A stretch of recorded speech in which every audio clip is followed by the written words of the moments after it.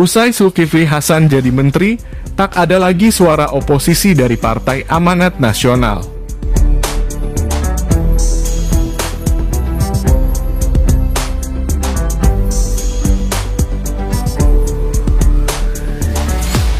Presiden Joko Widodo menunjuk Ketua Umum PEN Zulkifli Hasan sebagai Menteri Perdagangan. PEN pun diingatkan untuk tidak lagi bersuara layaknya oposisi pemerintah usai bergabungnya Zulkifli Hasan ke dalam kabinet. Peringatan itu disampaikan oleh sesama koalisi PEN yakni P3. Wakil Ketua Umum P3 Arsul Sani mengatakan, masuknya Zulhas di kabinet menguatkan posisi Koalisi Indonesia Bersatu atau KIB, yang digagas oleh Golkar, P3 dan PEN. Saya melihatnya dari P3 sebagai KIB ya. Reshuffle itu kalau buat kami, partai-partai KIB itu menguatkan posisi KIB. Kenapa? Karena sekarang 3 ketua umum KIB semua ada di dalam kabinet, kata Arsul kepada wartawan pada Kamis 16 Juni 2022.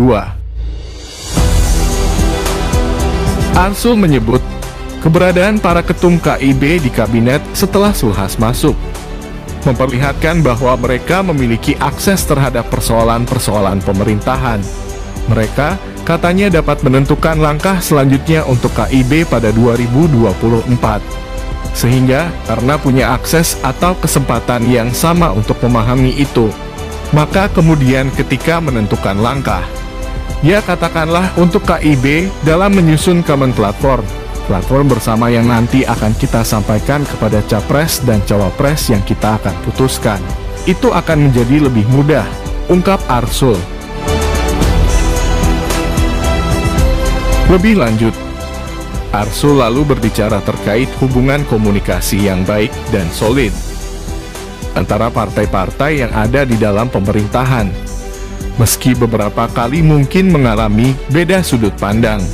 Arsul pun meminta agar PEN mulai menyesuaikan diri dengan keadaan tersebut. Ya kan begini, selama ini koalisi pemerintahan itu dalam arti paling tidak komunikasinya itu kan baik solid. Meskipun tentu ada perbedaan-perbedaan sudut pandang, sekarang secara formal koalisi itu bertambah 1 anggota. Kita berharap PEN ini bisa kemudian menyesuaikan diri gitu ya, jelas anggota Komisi 3 DPR RI itu. Arsul menjelaskan, penyesuaian diri yang dimaksud adalah tetap kritis, tetapi harus bisa menyatu secara keseluruhan. Dia menekankan kritik tetap boleh, tetapi tidak bersuara layaknya oposisi. Artinya menyesuaikan diri itu, karena dia ada di dalam koalisi. Ya memang tidak berarti tidak boleh kritis. Tetap boleh kritis, tetapi juga harus kita setel secara keseluruhan. Secara keseluruhan itu tidak bisa misalnya, partainya ada di sini, terus ada 1, 2, 3 politikusnya yang kemudian bersuara seperti oposisi. Gitu loh. Nggak bisa kita, kata Arsul. Sekali lagi, bukan tidak boleh kritis, tapi berseberangan itu saya kira tidak pas. Nah, ini sangat penting. Kedua, seperti kemarin saya sempat katakan juga, ketika misalnya salah seorang petinggi PEN itu mengatakan bahwa dapat kabar akan ada nama besar yang terjungkal. Nah, yang begitu-begitu sebaiknya, kalau menyangkut partai politik lain itu penting tidak berkomentar, gitu loh, imbuh dia. Saran dan masukan dari P3 ternyata diamini oleh Partai Amanat Nasional. Waketum PEN Yandri Susanto memastikan pihaknya akan mulai bersikap lebih sopan dalam menyampaikan kritik kepada pemerintah. Setuju.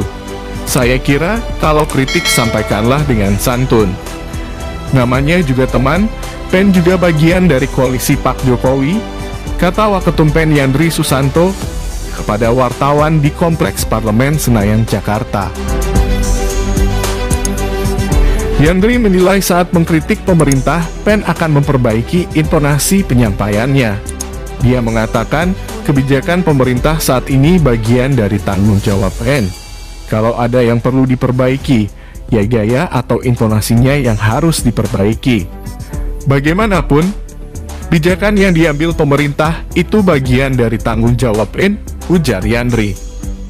Meski demikian, Yandri menyebutkan PEN tidak menutup pintu untuk melakukan kritik terhadap pemerintahan Jokowi.